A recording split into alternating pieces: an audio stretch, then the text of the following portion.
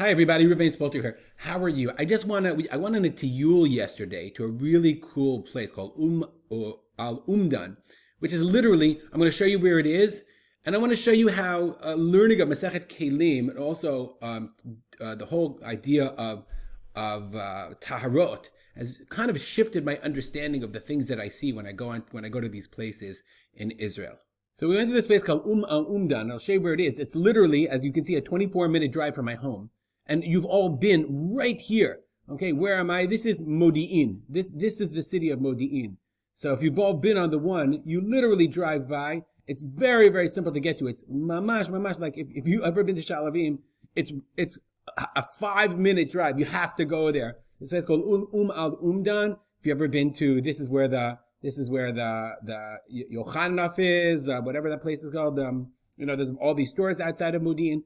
I mean, literally, if you've driven on the 1 and the 3, Yad Binyamin is over here, okay, you can see this is the place. It's very, very easy to get to. And so I wanted to show you some pictures that I saw. Google has incredible. This is the shul that you can see. This is the shul of Al Umdan. I mean, it's very hard to see that it's a shul, but they figure it out as the shul. But right under the shul, literally right under the shul I'm going to put myself up here. Right under the shul is an entranceway to the mikveh. And you go down and you can see where the mikveh was. You could also see in Al Umdan, there are obviously wine gatot. They produced wine. So this is clearly an agricultural place in the time of the Mishnah, from the era of the Mishnah. And they say, and what they point out is something really interesting, that if you look at, these are some pictures that I took, okay, that it was an agricultural, archaeology proves that it was agricultural. They grew and they planted a lot of grapes and they had wine.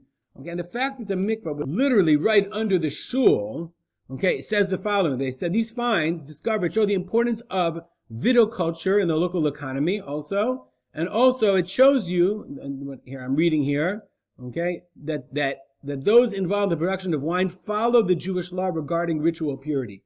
Now, it's just like we think of mikveh as related to Hilchot Midah. But now that we've learned Masechet Kelim, we know that it's not really connected to Hilchot Midah per se, but rather what we know is that it's connected to all areas of Jewish life. And one thing we learned about liquids was liquids have the ability to transmit tumah in far stronger ways. So therefore, it would make sense that people who are producing wine, they would make an extra special effort. The mikveh would have to be an essential part. Here's the place, and the mikveh is literally right under it, right behind it as you go through.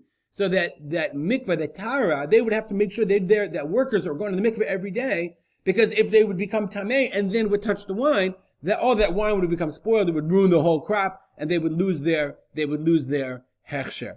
I think very interesting to me to know that this was that tumah. I see from the Mishnah when we see how long Masechet Kelim was and how long Masechet Orlot are. They're really, really long Masechtot.